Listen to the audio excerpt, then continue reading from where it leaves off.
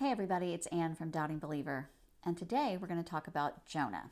So if you haven't listened to our Bible Story for Big Kids podcast yet, wherever you listen to your podcasts, you might want to do that. Gives a more complete story, but most of us know the story of Jonah. In a nutshell, God tells Jonah to go to Nineveh, tell the people to repent, or else they're going to be destroyed. Jonah doesn't want to do that. He doesn't like the people of Nineveh. He's afraid of the people of Nineveh, and he knows the people of Nineveh aren't going to listen. So Jonah foolishly thinks he can run from God, runs as far away as he can think to go in his worldview.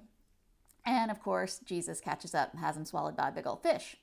And so then Jonah has to spend 3 days in the belly of said fish until God has him hurled back up on the land and gives him a second chance to go to Nineveh, which Jonah does, but very reluctantly and resentfully, and he does a really half-assed job.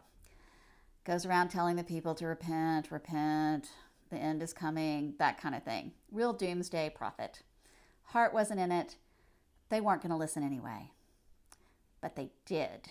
The Ninevites did listen, they did change, and God did forgive them and save them.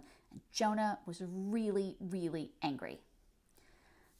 Really angry, really resentful. And in fact, that's how the book of Jonah ends. With Jonah just being this angry, bitter, resentful prophet who actually had done what God asked him to do in the end.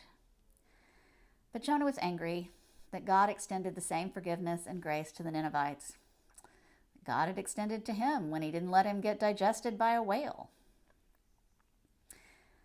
It's interesting that this story comes up this week, this election week, which is what it, of course, has become.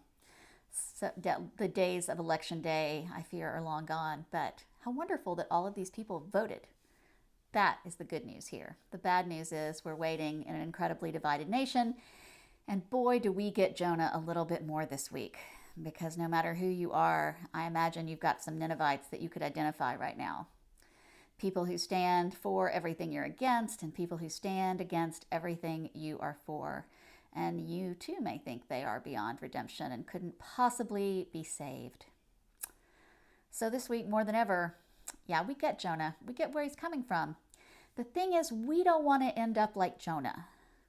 As far as we know, Jonah's story ends with him being an angry and bitter man who hates the world, mad at God, nothing good about it.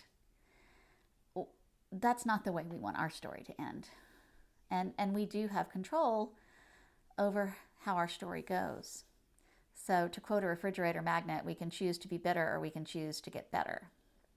I'm not a fan of refrigerator religion, but sometimes it just works. And we want to be people who get better.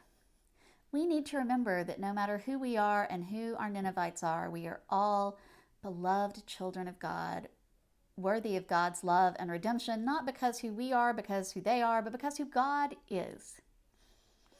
That's just the way God works. Loves us all. It's great when it's us that doesn't deserve that love, and we get it anyway. It's not so great when those other people who are so wrong and so bad and so everything we don't like, when they get God's love as well. So I hope we'll remember my favorite quote from Maya Angelou. My favorite, and she has said a lot of really great things, so it's kind of hard to pick a favorite, but I think my favorite is, she says that that you do the best you can until you know better. And when you know better, you do better. So may we all be those people who, when we know better, we do better. I think if you are a straight, white, cisgendered person like me, probably learned a lot in the last 4 years. I hope you've learned a lot in the last 4 years. I know there's things I have learned to do better, and I have tried to do them better and be better about them. But may we also be the people who allow other folks to be better. Those who haven't been so great in the past, but are learning and are trying. Or maybe they've had a come to Jesus revelation experience and they really are changed. Let us be the people who give them a chance to be better. And may we never believe that anyone is beyond redemption. And see, that's where Jonah screwed up. He said, those people aren't going to listen to me. And then he went and he did that half-assed job and they listened anyway. But Jonah forgot that he was not the only actor on the stage. They didn't listen because of what Jonah said. Jonah was a crummy prophet. His heart wasn't in it, and that was pretty clear. But God was there. God was there changing hearts and changing minds. And no matter what situation we are in, no matter what situation we find ourselves in, God is going to be right there in it. So every time we think these people aren't going to listen, these people aren't going to change, these people are beyond redemption, remember that it's not up to us, that we are not the only actors in this play, that God is working in us and through us and around us. So let's not give up in finding a better way. We don't all have to get along, but we all got to live here together. And David Lamont, who is a singer and a songwriter and just, he's a peace activist and an overall good guy. He likes to say that we need to stop working towards unity. That unity is just everyone singing the same note. And that's pretty boring. But harmony is everyone singing different notes that sound really great together.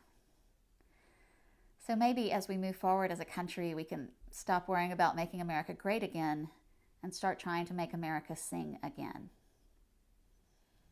But however you think about it, however you do it, however you move forward, oh my gosh, let's not end up like Jonah, bitter and angry and resentful. Let's remember that we're all beloved children of God. We all get a part of God's grace and forgiveness and redemption because of who God is, not because of who we are. And that everybody is redeemable, that everybody should have the chance for redemption, a chance to know how to do better and to be better.